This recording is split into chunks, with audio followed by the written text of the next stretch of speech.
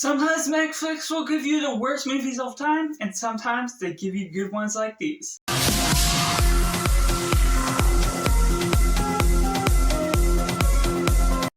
It's Joshua Faulkner. Welcome to Cinema, where we focus on the film, and today I'm giving you my top 10 Netflix films of 2022, and I'd love to know your picks down in comments below. What were those hidden gems that just really worked on Netflix last year?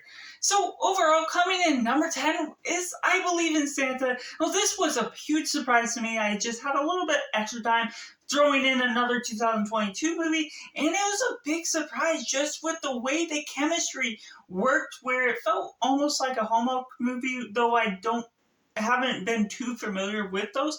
Yeah, it had a substantial plot with the way they're dealing with this man that believes in Santa, and he's all grown up, and then all of his friends, and then he's trying to get a date with this one girl that at first is really into summer and not into Christmas at all. And so getting those two together, those polar opposites, one for Christmas, one for the summer, is just very interesting the way they go about. Obviously, there's some circumstances that go a little bit unbelievable, but it goes into such interesting ideas, just discovering and understanding each other as relationships work out, not being too judgmental just because of these one belief and what they're going all for.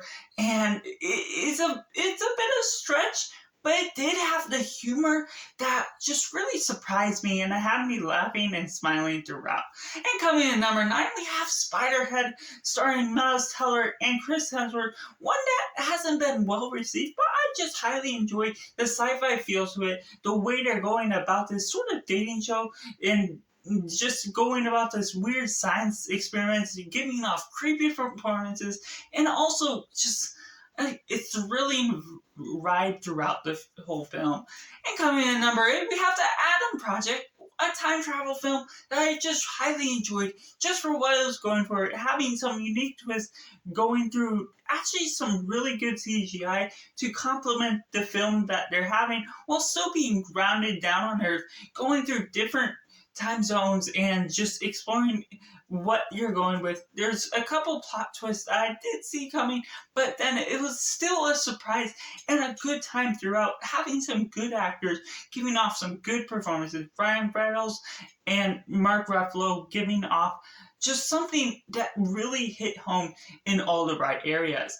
And coming in number 7, we have Pinocchio by Guillermo del Toro, and I just highly enjoyed what this one had to offer, a stop motion that's more accurate, I've heard, to the original story material, so it's not anything like the animated of Disney's version where it's all fun and lively for the most part. So overall, I just really love all the quirks and things going about. I haven't seen much of Guillermo del Toro's films in general, but this one hyped me up a little bit more to see what he has in store for those as well. And coming in number 6, we have Bardo, the Fable of a Handful of Truths. Well, this one, it can't be quite for everyone. It's a bit of a long stretch, but it's about this guy, and it's a foreign film that has this passion for filmmaking, but you also see where he's struggling in those downtimes. He's going through all these different struggles, and what he's all facing is just a journey to deal with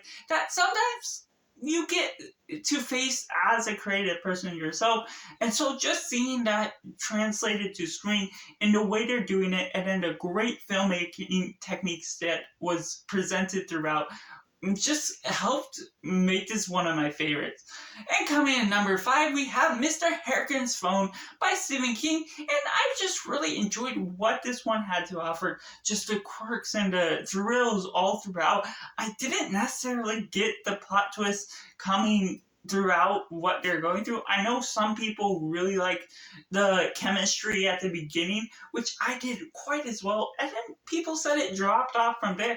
But overall, I still really enjoyed the AI type of ideas, what they're doing with the phone, and just Mr. Harrigan being able to speak, and just all the ideas that are translated all throughout the film had me attentive to what all events were going on as they unfolded throughout.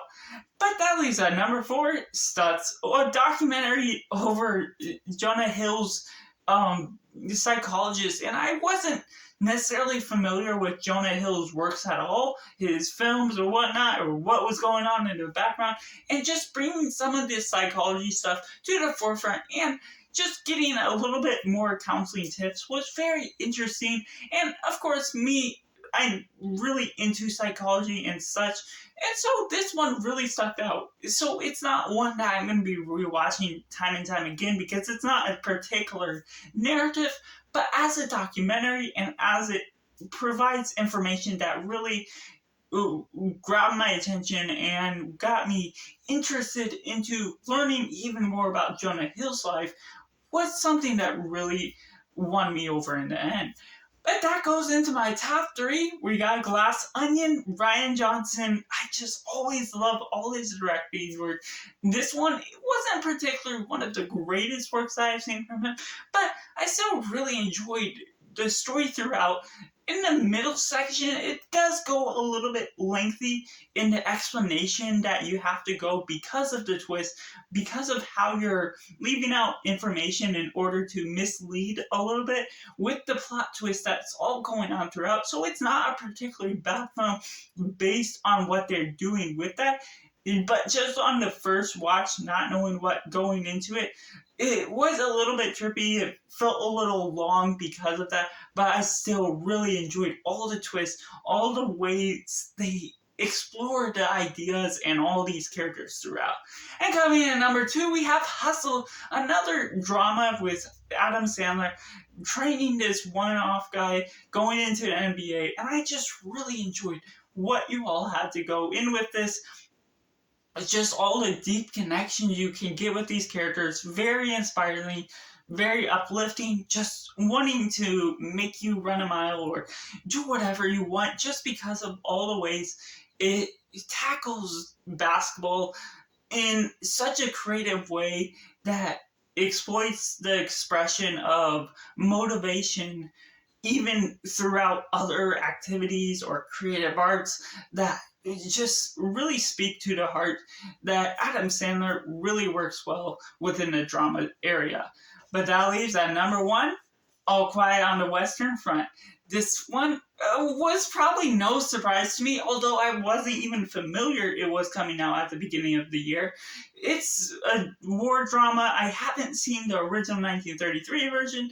That I just love all these type of war drama films going through this idea, this characters and these friends that are going into war that are just really excited for the adventure that they might go on, and then they get into the front that really shows them the real tragedy and the real hurt, pain that you can go through within the war, all the suffering that you witness, all the things that give you trauma and make you experience life and death to its fullest because of the way you're going through all this killing and all the guns and just all these different explosions around the real true fear that is going through this war experience. And so that's just my top 10 movies of 2022 from Netflix. And I'd love to know your picks down in the comments below.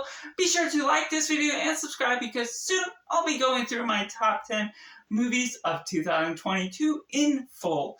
Thank you for watching. Bye for now.